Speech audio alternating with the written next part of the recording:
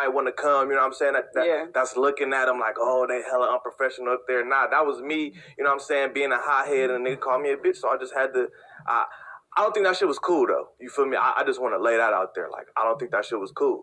Like, but at the same time, if I could redo that shit, I either wouldn't take I wouldn't take the interview, because I'm not gonna say I wouldn't do exactly what I did to him if you call me a bitch. I just wouldn't do it at all. Now, I want to start from the beginning. Yeah, I wanted to give a timeline.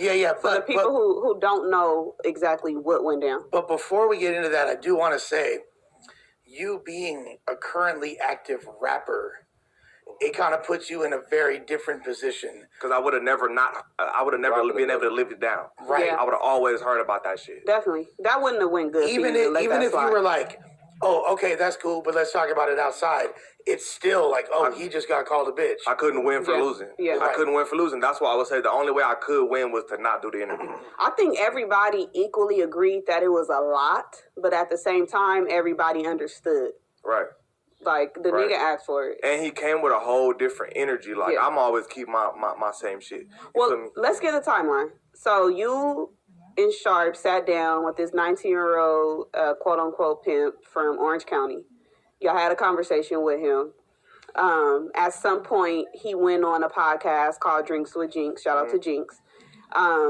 Him and his manager said that they was coming up here with a very, very aggressive type of energy. They said they was walking in here on bullshit. They came. Which was actually filmed the day before. That was the day before. At some point, Adam asked you to come in and sit in on the interview.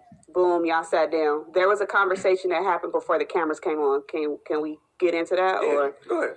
So ODM Slim, who was, I don't know if he is currently Crip Max manager, but was Crip Max manager at one point, now is managing this guy, Lil Kelpy. Or he was at that moment. I don't know what he's doing right now, but... Right. Yeah.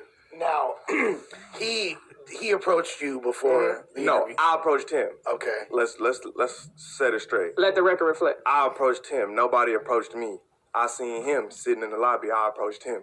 But like... And you known him before that, right? Nah, I knew of him. That was my first time meeting him. You feel me? And I just didn't like how from the previous interview, they're like, yeah, we finna come up there with force and we gonna see if they keep the same energy. I didn't even see that shit until after the whole situation. That just dropped like a few days ago. Yeah, I didn't even see it before. So I'm like, oh, they came up here with some intent. You know what I'm saying? So that's why his energy was different, because he had Slim with him. But I just didn't like how niggas came up here and said that they told me a 100-something was gonna do shit to me. Didn't no nigga tell me 100-nothing was gonna do nothing to me at all. After the situation, what was niggas doing?